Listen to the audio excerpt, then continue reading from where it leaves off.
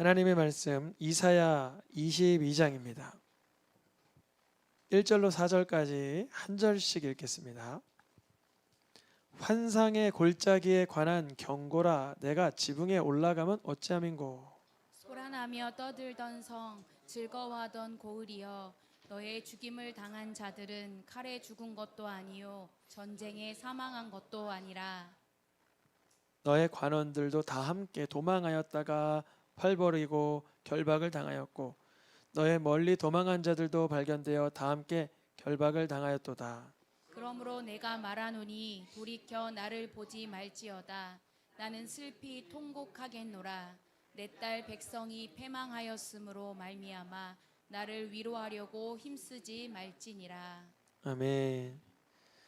남유다의 선지자 이사야, 북쪽 이스라엘의 선지자들이 있었고 남쪽 유다의 선지자들이 있었는데, 그 중에 선지자 중에 선지자, 대선지자 이사야 말씀 오늘 22장 이제 중반부로 들어가는 것 같습니다. 오늘 말씀에 보면 환상의 골짜기,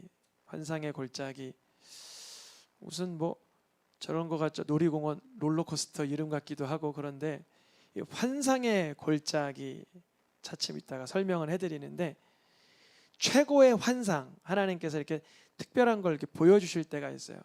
저도 뭐 자주는 아닌데 뭐 한 1년에 한 번, 뭐 1년에 2번 정도 간혹 이렇게 환상을 이렇게 보여주실 때가 있는데, 무슨 뜻인지 알고 보여주시는 때도 있고, 내가 알았을 때 보여주실 때도 있고, 보고 알 때도 있고, 보고도 모를 때도 있어요.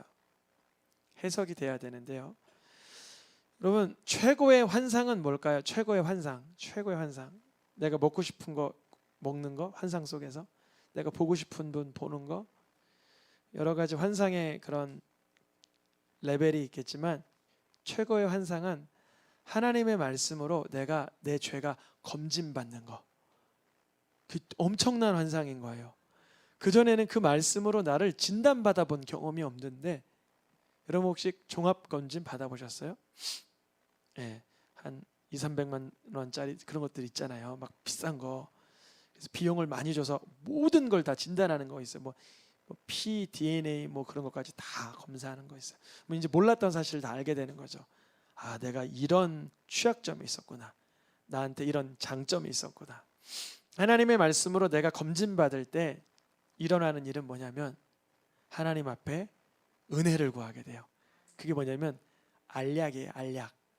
약을 구하게 돼요. 하나님 어떻게 해요? 이거 어떻게 치료하죠? 나 그동안 이거 익숙한 죄라서 죄인지도 몰랐어요. 소리 지르는 거 죄인지도 몰랐고요. 욕하는 거 죄인지도 몰랐고요. 옆에 사람 때리는 거 죄인지도 몰랐고요. 옆에 있는 거 뺏는 거 죄인지도 몰랐고, 거짓말하는 거 죄인지도 몰랐고, 눈으로 째려보는 거 죄인지도 몰랐는데요. 그게 죄라는 게 검진받았어요. 이제 이게 검진받지 않고 머리로는 알아요. 아, 이거 죄지. 옆에 있는 사람 째려보면 되겠어. 옆에 있는 사람 거 뺏으면 되겠어. 그러나 머리로 아는 거랑 말씀으로 진단받는 거랑은 다르죠. 최고의 환상은 나의 죄성을 말씀의 거울로 검진받는 거. 그래서 예수님의 피로 씻김 받았다라는 그 놀라운 그 선물이 내게 신뢰함으로 다가오는 거예요.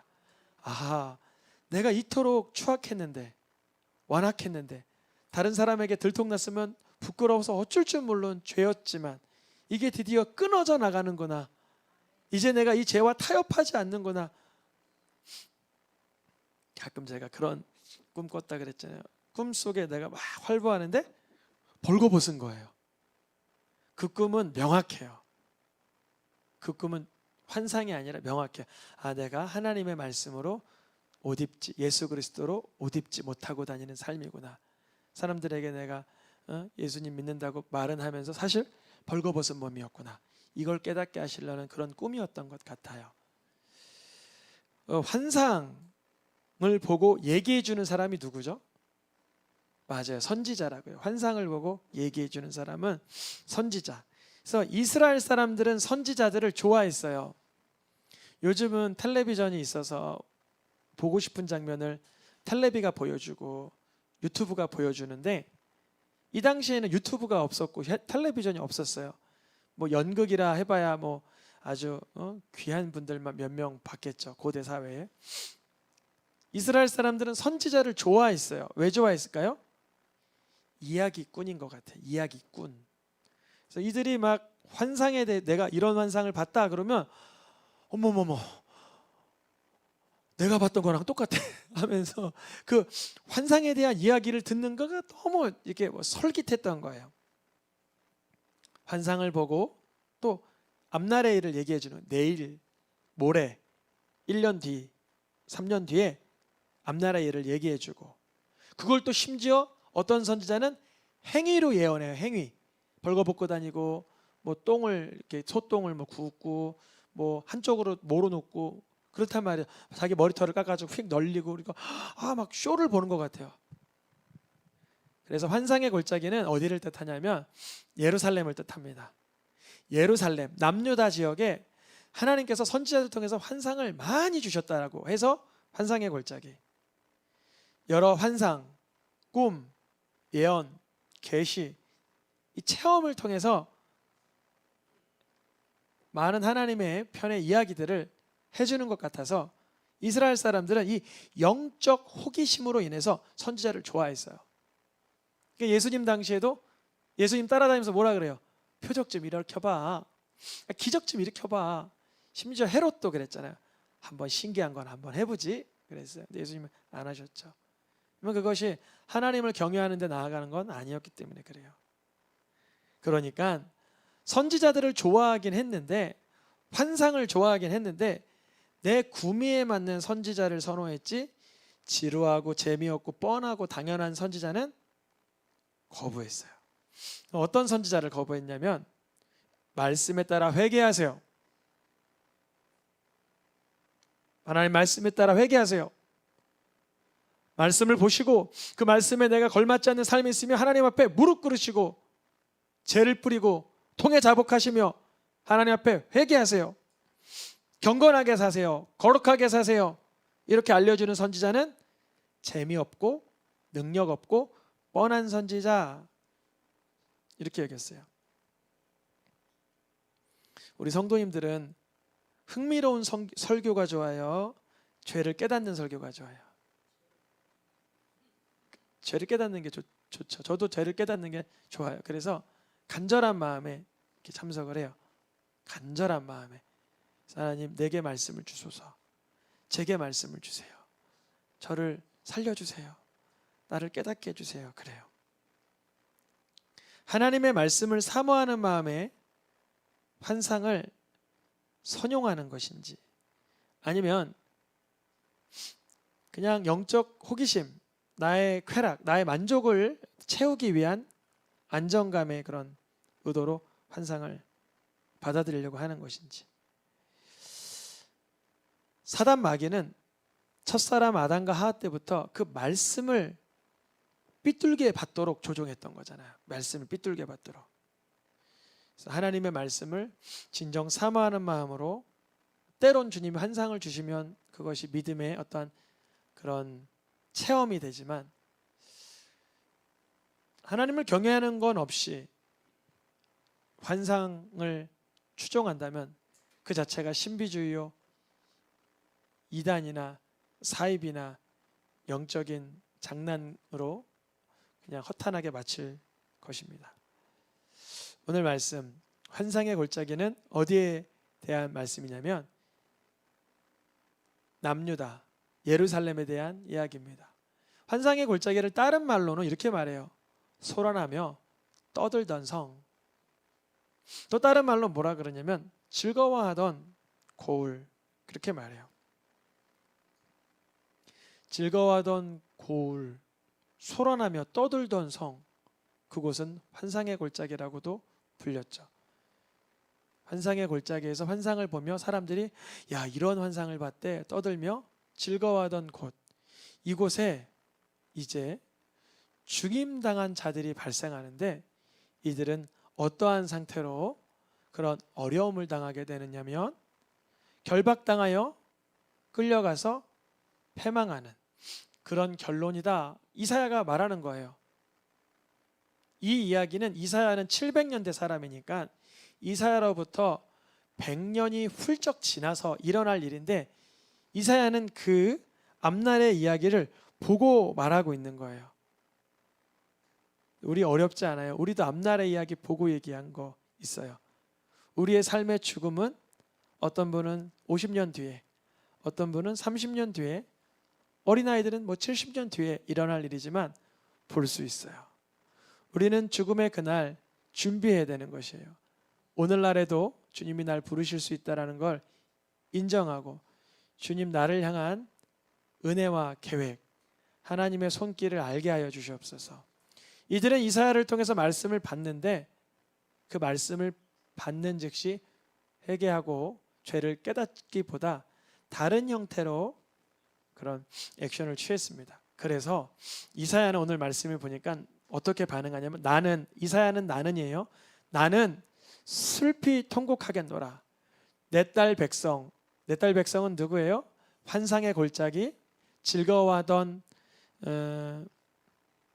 고을, 소란하며 떨던 성, 그 예루살렘이 패망함으로 인하여 이사야는 슬퍼하고 있어요.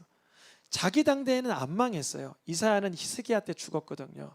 그럼 히스기야 이후에 므낫세 있고, 므낫세 이후에 요시야 있고, 요시야 이후에 여호아스 있고, 여호아스 여호야kim 뭐 시디기야 왕이 쭉 나오니까 이사야는 망한 때 사람이 아니란 말이죠. 근데 그는 망한 100여 년 뒤의 장면을 내다보며 슬피 통곡하고 있습니다. 참 선지자는 슬퍼할 수 있는 선지자, 울 수 있는 선지자, 앞날의 일을 보며 지금 오늘의 일로 여기는 선지자. 누가 있죠? 호세아나 예레미야나 아모스나 말라기나 하박국이나 이러한 선지자들은 앞날의 일을 내다보며 울며 슬퍼했습니다. 예레미야도 내 눈이 눈물의 근원이 되며 주야로 울게 된다. 이 백성이 이제 곧 끌려가 포로가 되고 망하는 백성이 되어서 울게 된다. 우리 성도님들의 삶 속에 울 수 있는 능력이 임하길 축복합니다. 눈물은 능력이에요. 울 수 있는 건 하나님의 권능입니다. 눈물이 흐르고 애통할 수 있다는 건 실력입니다. 영적인 실력이에요. 예레미야, 이사야, 참 선지자들은 울었어요. 공통적인 특징이에요. 거짓된 선지자는 울지 않아요. 거짓된 선지자는 쾌락에 반응해요. 거짓된 선지자는 죄악을 진단하지 않아요. 거짓된 선지자는 땅에만 목적해요. 거짓된 선지자는 육체만 즐겁게 합니다. 그러나 참 선지자는 울 수 있고 앞날의 일을 내다보며 오늘의 일로 여깁니다. 주님께서 말씀하십니다. 많은 거짓 선지자가 있으니 영을 분별하라. 영을 분별하라. 환상의 골짜기라고 해서 그런 말들에 잡히지 말고 그 말을 주장하는 그 영이 하나님께 속하였나 분별하라. 어떻게 분별하죠? 그분의 말의 결국이 예수 그리스도, 하나님의 영광, 우리의 죄의 회개와 회복으로 나아가는가, 아니면 죄만 자체를 지적하는가, 아니면 죄 자체도 지적하지 않는가, 희망이 없는 책망인가, 소망이 있는 말씀인가 분별해야 되는 것이죠. 네, 우리 성도님들, 이건 쉬운 일이 아닙니다. 아담과 하와도 에덴에서 실패했잖아요. 영분별에. 저희도 실패할 수 있어요. 간절히 구해야 돼요. 주님, 하나님 기뻐하는 영, 하나님께서 우리에게 허락하시고자 하는 성령을 우리가 사모할 수 있도록 거짓된 것을 분별할 수 있는 그런 예민한 영성, 깨어있는 영성을 허락해달라고 구해야 됩니다. 이 환상의 골짜기에 이제 이사야가 내다보며 소리를 듣습니다. 소란한 소리, 밟히는 소리, 혼란의 소리가 들려옵니다. 환상의 골짜기는 어디라고요? 환상을 많이 선지자들을 통해서 주셨던 그 예루살렘을 말하는 거예요. 그러니까 성벽도 예루살렘 성벽을 말하는 것이고요.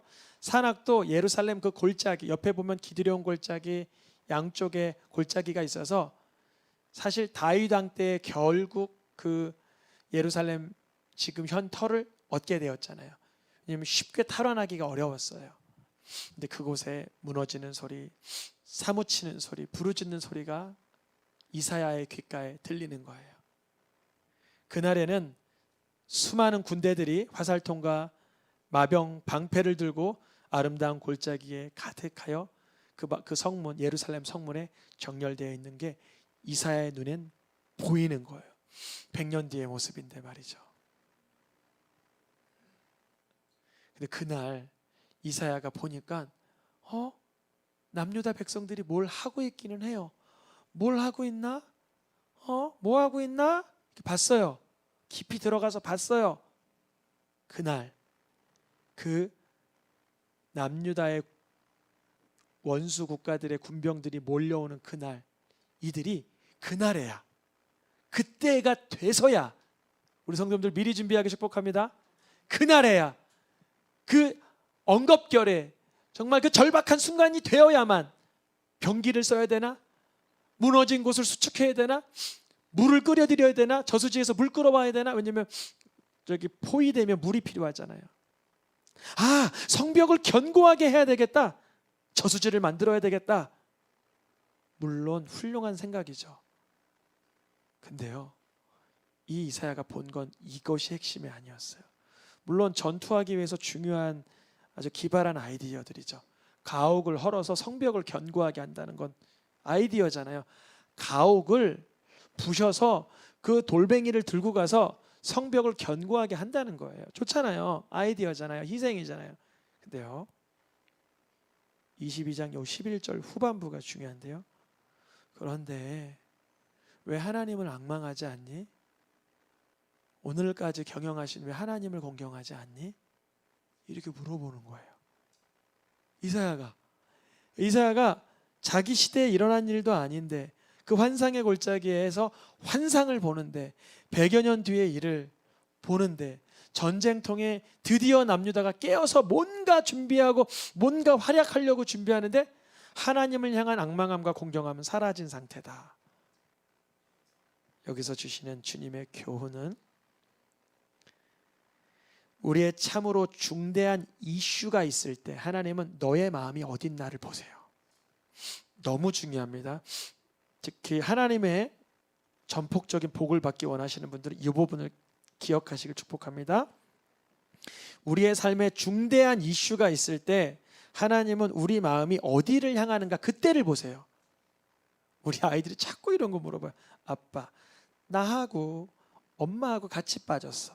누굴 먼저 구할 거야? 자꾸 이걸 물어보세요. 난 당장에 소방서에 전화부터 할 거야.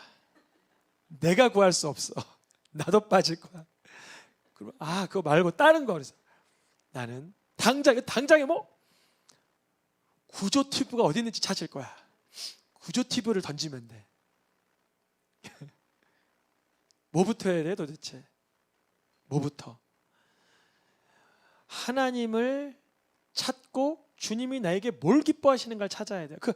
그 위대한 순간. 성도님들마다 다 다를 수 있어요. 직장생활, 사업하시는 분, 가정주부, 학생, 학업에 있는 또 청년, 취업을 준비하는 사람들마다 그 중대한 그 타이밍에 주님은 보시는 거예요. 너가 이러고 있나? 이러고 있진 않나를 보시는 거예요. 아주 중요합니다. 근데 이거는 아무도 몰라요. 하나님과 나만 알까 모를까요? 하나님은 완벽히 아시겠지만 나는 나조차도 알아차리지 못해요. 내가 워낙 중대하게 여기는 어떠한 분야의 이벤트가 일어나면 하나님이 뒷전인 게 내 속에서 발생하지 않나를 봐야 돼요. 아주 중요합니다. 주님이 그때를 일부러 시험하시는 거예요. 템테이션이 아니라 우리를 향한 테스트입니다. 연단의 시간이에요. 우리를 유혹하시는 게 아니라 우리를 단단하게 만들어주시는 거예요. 행하신 일을 앙망하는가? 주하모하는 자. 오늘까지 나를 운영하시는 분을 어떻게 공경해야 될까? 근데 주님이 이래하지 않으니 이들이 뭐 하고 있나 봤어요. 이러고 있어요. 하나님이 명령을 내리셨어요. 읽어보겠습니다. 통곡하며 애곡하며 머리를 뜯으며 굵은 배를 띠라. 하나님께서 이렇게 명령하셨어요. 왜냐하면 그의 날, 하나님께서 우리에게 어려움이나 중대한 사고와 이벤트를 주시는 까닭은 너 하나님께 뭘 자복해야 되는지 깨달아, 이걸 이렇게 말씀하시는 거예요. 아멘입니까? 전에 없던 일이 일어나는 거 있잖아요. 전에 왜 이게 갑자기 부러지지? 이게 왜 갑자기 사라져? 이게 왜 찢어지는 거야? 그러면 미신이야. 또 뭐라 그러죠? 그런 걸 징크스야 이러지 마시고 주님 나에게 무엇을 말씀하시고자 하시는지 일러주소서. 이들은 이렇게 말하지도 않고 뭐라 하냐면 아유 전쟁 나면 어차피 내일 죽을 수도 있잖아. 그냥 먹고 마시자. 뭐 그냥 뭘 그렇게 수고해. 뭘 애곡해. 그냥 오늘이라도 즐겨. 하루라도 더 먹자 마시자. 이게 바로 고린도전서 15장에서 사도 바울이 인용한, 우리가 만약에 육체가 전부면 내일 죽고 내일 죽으려니 먹고 마시자 하겠지만 영혼의 때가 있고 영혼의 때가 있다면 그럴 수 없지 않을까 그래요. 이들이 방비하고 많은 것을 준비하다가 하나님의 요구에는 반응하지 않아요. 그러니 주님이 끔찍한 얘기를 하십니다. 같이 읽어보겠습니다. 진실로 이러한 죄악은 너희가 죽어야만, 죽기까지 용서 못하리라, 이거는 죽어야만 끝난다는 거예요. 근데 여기서 죽는다는 건 정말 생명의 죽음만을 얘기하는 게 아니에요. 내가 하나님 앞에 내 자아가 항복돼야만, 내 중차대한 순간 내가 기질상 내가 요구했던 걸 내려놓고 하나님을 향한 경외함과 악망이 나타나는 거예요. 내가 죽어야만. 이러한 죄악은 내 자아가 살아있기 때문에 여전히 일어나는 일이에요. 환상의 골짜기에서 말이죠. 하나님께서 기대했던 것은 중대한 그날 하나님께 나와 기도하며 진리로 회복되며 영적 질서를 세우길 원하셨어요. 주님 보시는 거예요. 그러나 이들은 쾌락에 취하여 내일 죽으려니 먹고 마시자며 하나님을 대항했던 거예요. 이 죄악으로 남녀 다 끝자락에 이제 죽음이 두려워지기 시작합니다. 그러면 22장 14절은 여기서 끝나면 되는데 15절부터 무슨 내용이 있나 한번 이렇게 보세요. 무슨 내용이냐면 1절부터 14절은 전반적인 분위기가 이러했다면 이제 일예로 한 사람의 케이스를 들어서 말씀이 전해집니다. 누가 등장합니까? 셈나라는 사람이에요. 역사적인 인물이며 열왕기 하에도 등장하는 인물이죠. 하나님께서 이 자를 아주 미워하세요. 왜 어떻게 미워하시냐면 너를 던져버릴 거야 그렇게 표현하세요. 셈나를 어떻게 한다고요? 던져버려. 그냥 건지는 게 아니라 내가 공처럼 모질게 감싸서 너를 동글동글하게 만들어서 던지긴 던지되 장사가 그 야구 선수가 던지는 것처럼 너를 세게 던져 팍 터지게 할 거야. 누구한테 하신 말씀이라고요? 셈나가 이 국가적인 부패함의 와중에 그가 국고를 맡고 있었거든요. 그 왕궁의 어떠한 재산을 맡고 있던 자예요. 그래서 누구를 위하여서만 살아가요? 자기 자신을 위해. 내가 죽으면 어디에 묻혀야 되나? 나는 좀 좋은 미호가 없을까? 나를 위하여 어떤 처소를 마련해야 되나? 그리고만 살았던 그 셈나를 향하여 하나님께서 너 너무 이기적이야. 너 너무 정욕적이야. 너밖에 모르지. 그러니까 이스라엘의 전체 상황을 얘기하다가 셈나라는 한 인물을 얘기하시면서 너를 결박하여 모질게 던지며 던져질 것이다. 너는 죽겠고 너의 영광의 수레도 너의 죽임의 자리에 놓여 있을 것이다.